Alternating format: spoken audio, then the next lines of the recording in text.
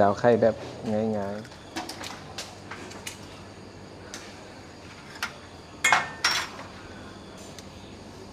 เอาดาวไข่ก็ต้องใส่ไฟกลางทุกคนเอาดาวไข่มื้อนี้เฮาสิดาวแบบแยกไข่ขาวกับไข่แดงออกจากกันทุกคนมาเบิ่งกันเลยข้อดีของการแยกไข่ขาวออกจากไข่แดงก็คือซอยไข่แดงมันงามขึ้นกว่าเก่าเลยทุกคนมาเบิ่งกันเลยมาลองเบิ่งกันเลยเฮาสิดาวแบบ2ขั้นตอนให้เบิ่งแบบละเอียดเลยทุกคนมื้อนี้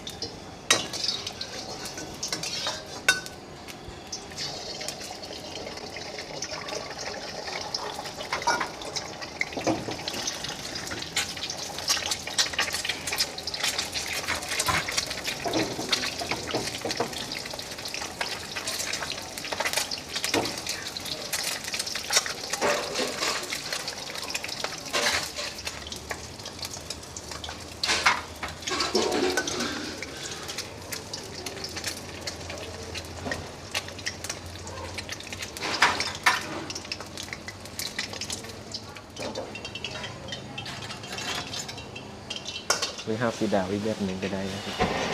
ดาวแบบนี้คือดาวแบบมันต้องแยกนะแต่ต้องตั้งไฟระดับไฟกลาง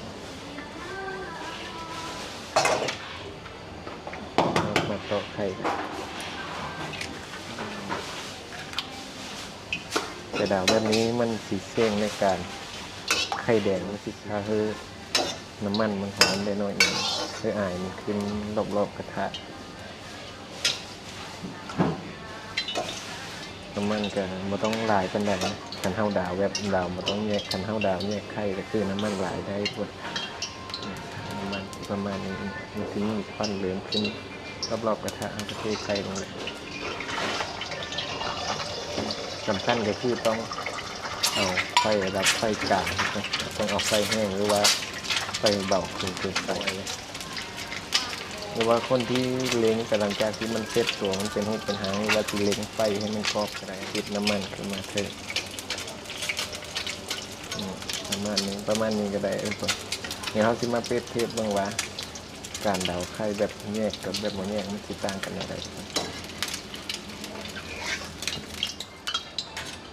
นี่คนนี้ก็คือไข่ที่เฮาดาวแยกนะ